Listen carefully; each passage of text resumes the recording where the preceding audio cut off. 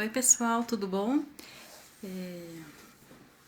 Como a gente teve uma live agora há pouco tempo e infelizmente a internet não colaborou com a gente, para não deixar ninguém prejudicado, curioso ou com dúvida, né, também no geral, a gente fez o seguinte, combinei com o pessoal do Prosa e eles tiveram, partiu deles essa ideia, foi muito legal, de passar as dúvidas que vocês jogaram lá nas caixinhas, né, e a gente voltar um pouco nesses assuntos, né, principais para fazer esse overview, tá bom?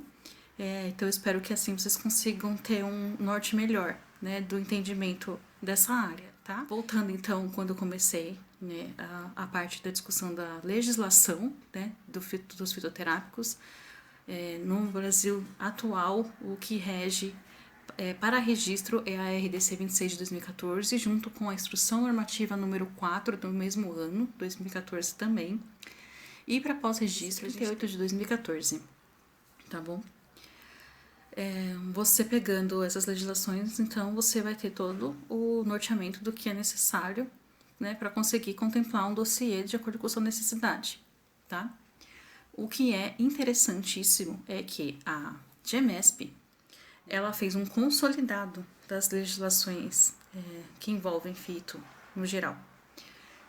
Então lá dentro você vai encontrar especificamente essas de registro e pós-registro e algumas outras informações necessárias para que você consiga então contemplar esse dossiê da forma correta, tá bom? O que é interessante quando você entra nesse consolidado é ir direto para realmente a Instrução Normativa 4. Você que é leigo, que ainda não tem, né, esse conhecimento dessa área que tem tanta particularidade e você quer entender, ter um bom norte do que é necessário, vai direto para a Instrução Normativa número 4. Ela tem uma linguagem muito simples, ela é extremamente didática, ela tem muita informação fácil com exemplos que vão auxiliar vocês a ter esse entendimento. Lá tem todos os termos técnicos, né, que a gente usa nessa área, né, que são bem específicos. E você entendendo a Instrução Normativa 4, você já vai ter uma visibilidade muito ampla. Não se esquecer que a gente tem legislações novas que estão ocorrendo ao decorrer do ano, né? Que esse ano a gente teve um boom com a nova legislação de boas práticas de fabricação e também de estabilidade, e que os fitoterápicos também são influenciados por essas legislações. Então, não achar que o consolidado vai ter realmente tudo que você precisa lá, apesar de ele ser uma diretriz maravilhosa do que é o principal, né, desse setor, vocês não podem se esquecer das legislações que interferem diretamente, tá? Um fitoterápico, ele é um medicamento e ele tem, vamos dizer assim, regras a serem seguidas, né? Passei todo esse norte da parte do legislativo, comentei também que na parte dos Estados Unidos, FDA, ele considera como alimento o registro de fitoterápico, então é relativamente simples, vamos dizer assim, o registro, né, desse tipo de produto, vou chamar até de produto. Lá, já na Europa, né, eles levam muito a sério, muitíssimo a sério, muito mais a sério do que a gente aqui na América do Sul, Central, enfim. É prioridade para eles um medicamento fitoterápico. Eles priorizam um fitoterápico ao invés de um alopático. Eles têm estudos avançadíssimos nessa área. Então, o EMA lá tem uma legislação bem rigorosa, né, para fazer o correto controle de qualidade desses medicamentos. E, inclusive, algumas regiões da Europa são até mais rigorosas que outras. Todas respondem, né, centralizando ali no EMA, e algumas regiões até mais rigorosas que outras. Né? Então, eles levam realmente muito a sério lá o uso dos medicamentos fitoterápicos. As dúvidas sobre os marcadores, né? Os marcadores sempre vão ter que ser justificados pela Anvisa. A gente, sempre que for montar um dossiê de um fitoterápico, a gente tem que ter um relatório técnico-científico muito embasado, muito bem estudado e de forma muito clara para apresentar para eles o que a gente está pretendendo com aquele registro. Então, os marcadores vão ser essenciais nesse dossiê inteiro de fitoterápico. E eu vou ter que dizer para a Anvisa o porquê que eu escolhi aqueles marcadores e se aqueles marcadores são ativos ou são marcadores analíticos, tá bom? Então, quando eu tenho os marcadores ativos, eu já tenho muito bem estabelecido a ação terapêutica. Eu sei que aquelas substâncias que eu estou avaliando no meu controle de qualidade, que eu estou identificando, eu estou vendo no meu estudo de estabilidade o comportamento delas, elas são, então, as responsáveis pela ação farmacológica. Podem ser até isoladamente ou não, né? De repente, elas são as principais, mas não só elas, né? Porque como a gente trabalha com fitoterápico, a gente sabe que a gente está num fitocomplexo, né? Então, as matrizes são matrizes complexas, vocês já devem ter escutado esses termos. Então, às vezes a gente está controlando aquelas substâncias lá no meu produto, mas a gente sabe que elas são responsáveis pela ação farmacológica, mas não necessariamente elas isoladamente vão fazer aquela ação, tá? A gente sabe que elas estão influenciando nessa ação, mas pode ser que sejam só elas, pode ser, mas pode ser que não, tá bom? Então, é isso. Aí, quando a gente tiver essas definições, então a gente vai chamar de marcador ativo. Quando a gente não tem essas informações, tá? A gente tem que fazer o controle de qualidade de alguma forma. E como que a gente vai controlar esse teor, né, no produto? Nesses casos, a gente vai escolher as substâncias que são majoritárias num perfil cromatográfico. Quando eu estou fazendo o meu desenvolvimento do método, eu faço toda a separação, né, o máximo que eu posso, né, porque é uma matriz complexa, dessas substâncias, e as que estão majoritariamente no método que eu estou validando, eu vou chamá-las de marcadores analíticos, né? Aí eu pego essas substâncias, pode ser uma, pode ser duas ou três, eu vou dar um nome a elas, né? Pode ser conhecidas já, substâncias conhecidas, né? E mas como eu não sei qual é a responsabilidade delas, né, frente à ação farmacológica no meu produto fito, como eu não posso realmente dar certeza que aquelas que eu tô vendo que tá em maior concentração lá, que eu escolhi para fazer o meu controle de qualidade, que elas são realmente responsáveis pela ação farmacológica, aí eu pego e chamo elas de marcadores ativos, tá bom?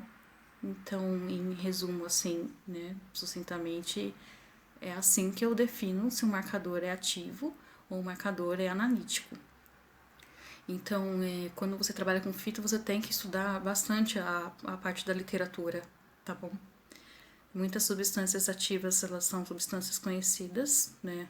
Muitas não, todas, né? Ativas são conhecidas. E as que são analíticas podem ser conhecidas também. Mas aí a gente só não vai ter realmente a comprovação delas como as responsáveis diretamente com a ação farmacológica, tá bom? Então, eu nunca vou fazer a escolha por conta própria do marcador ativo, e vou chamar de ativo, e analítico, vou chamar de analítico por conta. Eu tenho que ter muito estudo, muita referência para fazer essa definição, né? Eu jamais posso chamar um marcador de ativo num dossiê e ele ser analítico, tá bom?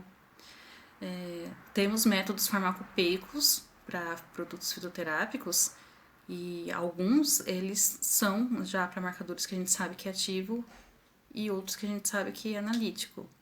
Não está descrito dentro da farmacopeia. Isso aí é um estudo que você tem que realizar para você ter essa definição certinha, tá bom? Normalmente esse estudo a gente vai ter com base no na nossa pesquisa interna, né? Em estudos internos, né? Da bibliografia, das bibliografias, e também junto aos fornecedores, né, das matérias-primas vegetais. Eles também já vão saber, muitas vezes, até nortear a indústria para fazer a correta definição de termo, né, de como será feita a definição do termo a ser citado no dossiê, tá bom? E basicamente é isso. Essa parte de marcador então é muito importante mesmo, porque aí eu reforço, a Anvisa vai cair em cima e vai questionar para você por que você escolheu aquela substância como marcador, e por que ela você está chamando ela de ativa ou por que você está chamando ela de analítica, tá? A outra pergunta que foi feita pelo pessoal é sobre os testes de dissolução para produtos fitoterápicos. A Anvisa deixa bem definido a seguinte interpretação. Se existe num compêndio oficial reconhecido por ela um teste de dissolução, então você deve fazer a validação dele e apresentar todas as provas referentes a isso, tá bom? Que podem até envolver alguns relatórios de desenvolvimento de dissolução também, para comprovação de métodos discriminativos. A gente vai seguir a vida muito parecida com o que a gente vê nos alopáticos, tá? Então, e aí nesses casos, quando tem, e eu ainda por cima estou fazendo um registro de um medicamento fitoterápico, eu vou ter que apresentar todas as provas de perfil de dissolução comparativa, eu vou ter que fazer as avaliações com o medicamento de referência se houver, tá bom? Então aí realmente não tem muita diferença do que a gente tem no cenário dos alopáticos, tá? Mas se não tem num compêndio oficial, a Anvisa não vai te cobrar, tá bom? Não vai te cobrar. Alguns produtos a gente consegue ter um fácil controle, né, de desenvolvimento de método de dissolução, por ser matrizes mais limpas, de repente, a gente consegue, sabe, tipo, facilmente deixar bem definido esses métodos. Alguns a gente não consegue, porque quando a gente fala de matriz complexa, as coisas são um pouco mais trash, vamos dizer assim, né? Quando a gente está pensando na parte analítica, não é tão simples assim. Então, se não tem no compêndio oficial, não precisa fazer. Mas se você é uma empresa que acha que isso vai agregar valor no seu produto final, você acha que você tem uma capacidade de desenvolver um método de dissolução e você quer colocar isso no seu controle de qualidade, nada te impede de fazer o desenvolvimento e validação desse método, tá bom? Só cuidado, assim, né, com realmente o método tem que ser um método muito bom, principalmente por não ser farmacopeico. Muita atenção à sua matriz que você tem, né, nesse medicamento, se realmente é plausível esse tipo de avaliação para você na sua empresa, para você acabar não se comprometendo, tá bom? Bom, de dissolução é isso. Então, não achem que quando eu vou fazer um registro de um medicamento fitoterápico, falando medicamento fitoterápico, que eu não preciso apresentar essas provas caso tenha o teste na farmacopeia. Eu vou ter que sim seguir como se fosse um alopático, tá? Algumas pessoas não sabem, né, disso, mas talvez porque, obviamente, não tem a vivência, né, desse tipo de produto. Mas existem sim estudos clínicos para medicamentos fitoterápicos, inclusive, tá bom? Então, quando eu estou fazendo uma comprovação de uma segurança e eficácia, se eu quero fazer um registro, minha empresa quer registrar um medicamento fitoterápico, eu tenho sim que apresentar essas provas. São provas requeridas. Estudo clínico faz parte, então, desse tipo de dossiê. Agora, se a empresa não quer registrar um medicamento fitoterápico, ela quer registrar um produto tradicional fitoterápico, não precisa desse tipo de prova jamais, tá bom? Se for registrar aquele produto vegetal que eu tenho e fiz um medicamento, vamos chamar assim, mas eu quero lançar ele para um lado suplemento alimentar, um lado de alimento mesmo, também não vou precisar desse tipo de provas, essas provas não são requeridas. Então, tudo depende da estratégia que a empresa está tendo com aquele produto desejado no mercado, tá bom? Uma coisa que é importante, né, talvez ser dita. Hoje, é muito bem definido dentro das legislações os termos, né? Então, se você ainda tiver dúvida, né, sobre os marcadores analíticos ativos, se você pegar aquele compilado que eu falei no começo, você vai ter tudo bem descrito lá dentro, como é que é feita essas discriminações. Outra coisa que é importante falar que dentro dos medicamentos fitoterápicos, a Anvisa ainda separa eles em duas partes. Uma é o medicamento fitoterápico em si, e o outro é o produto tradicional fitoterápico. Qual que é a diferença disso? Quando eu registro como um medicamento fitoterápico, eu tenho um interesse comercial grande nisso, eu quero investir nisso porque eu estou vendo um potencial, né, nesse produto que eu estou, né, fazendo aqui na minha empresa. É necessário, então, você fazer toda a comprovação da segurança e eficácia através dos estudos clínicos. Você tem que fazer todas as provas como alopático, né? De biodisponibilidade, bioequivalência, fazer as comparações com o medicamento de referência. E ele vai, no final, ser como um alopático que a gente está acostumado já no país, tá bom? Agora, se a minha empresa não tá com esse interesse, né, em fazer um registro como medicamento fitoterápico, mas ela tem interesse em fazer um registro como produto tradicional fitoterápico, ela não precisa apresentar provas de estudos clínicos, tá? Aí, nesse caso, ela vai se embasar muito fortemente também em estudos que já existem na literatura para o uso daquele medicamento fito que eu estou fazendo. Então, tem que ser uma planta já muito amplamente conhecida, prioritariamente estar em farmacopeias, compêndios oficiais na Anvisa. Aí eu vou fazer o quê? Vou fazer um relatório técnico-científico, né? Reforçando tudo o que eu obtive de informações sobre o uso comum já na sociedade sobre aquela planta, para dizer que, ok, então minha segurança e eficácia ela vai existir, mas não vai ser com estudo clínico, vai ser com base no estudo do uso tradicional. E o que a gente chama de uso tradicional é o que a gente está vendo então na etnobotânica, na etnofarmacologia. Então, esse é o estudo que eu vou ter que fazer para direcionar meu dossiê para fazer um registro de um produto tradicional fitoterápico. Então, deu para entender? Então, tem essa divisão ainda dentro do fitoterápico. Medicamento fitoterápico ou produto tradicional fitoterápico. A diferença entre eles é a forma que você vai abordar e apresentar dados da eficiência, da segurança e da eficácia, tá bom? Degradação forçada, o pessoal perguntou, né? Sobre fingerprint, estudos de seletividade e degradação forçada. Precisam apresentar estudos de produtos de degradação, principalmente se esse estudo, se existe método analítico dentro do compêndio oficial. Se existe em qualquer compêndio oficial por aí um estudo de impureza, um método de estudo de impureza, você vai ter que fazer no seu produto fito também, tá bom? A avaliação quantitativa dos produtos de degradação que eu vou gerar com os estudos de degradação que sim, são necessários, tá? Para os produtos fitoterápicos, não é exigida. Ou seja, eu não preciso fazer um balanço de massa numa validação que eu estou executando para um medicamento fitoterápico, tá bom?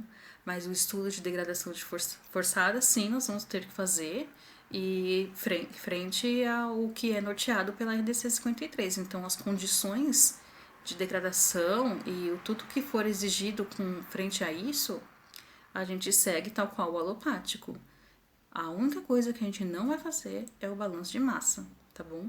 E isso não é exigido pelo órgão regulatório.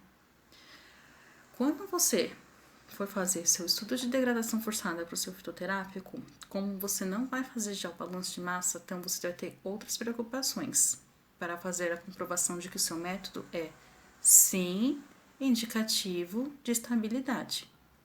Sim, temos que ter métodos indicativos de estabilidade para fitoterápicos quando a gente tem principalmente um medicamento, né, fitoterápico ou um produto tradicional fitoterápico registrado, tá bom? E como é que você vai fazer esse controle então? Você vai fazer as suas degradações forçadas nas condições lá preconizadas, oxidativa, ácido base, né, aquecimento, né, foto, ok? E você vai fazer o quê? Você vai pegar e avaliar o decaimento dos seus marcadores. Aqueles marcadores lá que você definiu, se vai ser ativo ou se vai ser analítico. Eles têm que dar uma pureza cromatográfica, tá? Para comprovar que sua degradação foi eficiente e em um método que ele realmente vai conseguir apresentar uma boa resolução entre os outros picos que nós vamos ter lá naquela matriz, nos possíveis produtos de degradação que pode estar surgindo, e não podem coluir com aqueles marcadores que vocês definiram para fazer o controle de qualidade. Então, isso é muito importante. Você tem que comprovar, então, a pureza e o decaimento ou não desses marcadores, tá? Fora isso, você precisa ter um bom controle durante essa degradação, então, do seu fingerprint. Então, você vai ver a pureza.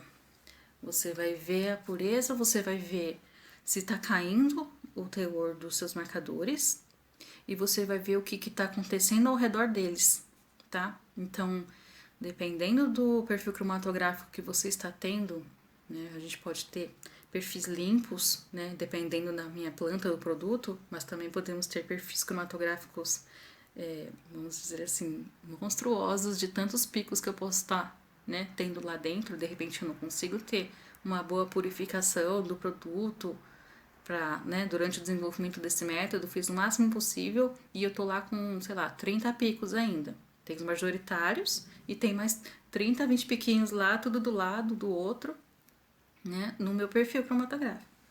O que eu vou fazer? Vou ter que pegar para a Anvisa e falar assim, olha, Anvisa, então eu fiz a degradação forçada, eu controlei esses marcadores aqui que eu defini, ativo ou analítico, e esses principais outros picos que eu tenho aqui próximo, eu também avaliei para ver como que eles estavam se comportando.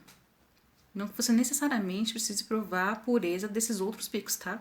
É só para você mostrar para a Anvisa que você sabe o que você está avaliando. Você está vendo, então, os marcadores, ok? E se tiver alguns picos do lado, você vai nomeá-los como tempo de retenção relativo, pico 1, pico 2, pico 3, se tiver, tá? Para você mostrar para ela que quando você pega esse estudo de degradação e você confronta com o que você está tendo na sua estabilidade, está ok, tá?